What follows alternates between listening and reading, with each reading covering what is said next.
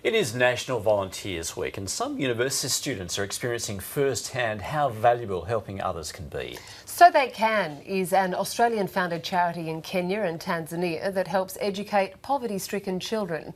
Here with me now is the organisation's Boniface Muti and Tim Perkins from Notre Dame University in Sydney. Good morning to you both. Thanks for joining us on Weekend Breakfast.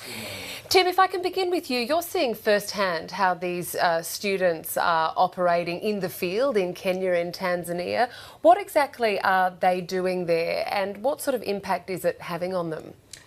We take medical and education students from the university, and so the education students are working in the Aberdare Rangers Primary School that So They Can established, and the medical students do a public health survey of all of the kids and the staff at the school, and we've been doing it now for 7 years, and so we're seeing big changes in what happens. 250 students have been over. What sort of impact does this volunteer work have on them? It's a really great question, and it's a slightly difficult one to answer in that they talk about the intangibility of the effect that it has on them. They talk about the fact that they are just different as a result of having been. What we really see, and we've done some research around the idea of increased leadership skills in the students, increased confidence in the students, and a real desire to give back to their communities, a real recognition of the impact that something like this has on them, a recognition of how lucky they are and what sort of power they have to make change in their own communities when they come back to Australia.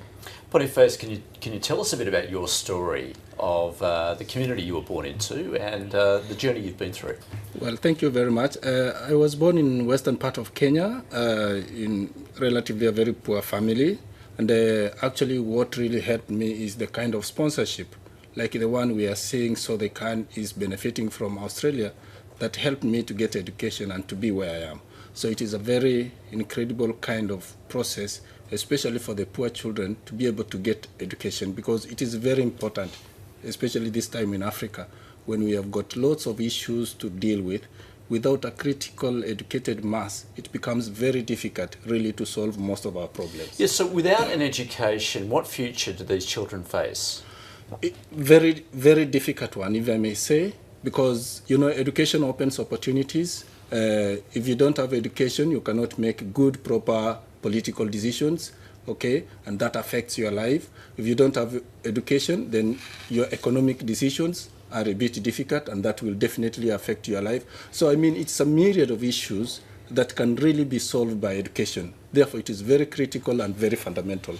And that's your key role with your job at the moment, is empowering children to break the poverty cycle, if you like, through education and the work that you're doing at the Aberdare Rangers Primary School. Very true, exactly. And for us as an organisation, So They Can, education is a very fundamental pillar in our organisation, because we believe that education really opens opportunities for young people. That's why we have this school called Aberdare Rangers Primary School with around 1,080 students, getting the opportunities, which some of them, given their background, would not have accessed. Very important for us as an organisation and also as a community. Yeah, Tim, the power of education, it is just so important, isn't it? I guess that's something that your volunteers are experiencing firsthand. Yeah, it's extremely important, and we take it for granted to a great extent in Australia. We realise that we can have an education, we can have a free education. Not only is everyone entitled to it, but everyone's expected to have an education here. And to go into a context where that's not the case, and it's only the lucky few that are being educated. And as Bonnie says, the impact of that education, it's life and death for a lot of these children. And it's as you've suggested, Catherine, it's the way of breaking the poverty cycle. And that's what So They Can's all about, is providing that opportunity so that the poverty cycle can be broken. How big an impact is the starvation crisis in Sudan, which is a little bit further north of Tanzania and Kenya, having on what you're doing with your work there? Are you seeing kids who have a real problem with starvation, not getting enough food? Well, it's a problem actually across East African region. South Sudan might be on the extreme part of it, but we are having the same problem. You know, we have had to stop going to some areas in Kenya where we wanted to carry out our projects because of the issue of starvation. And when there is starvation, there is conflict in the area. Therefore, you cannot access the people. So it's quite a big issue for us in Kenya. And I guess you talk about that power of education, but critical to that happening is political stability and also obviously food security at the same time. Yes, that is very true. And political stability is very important for any kind of development to take place.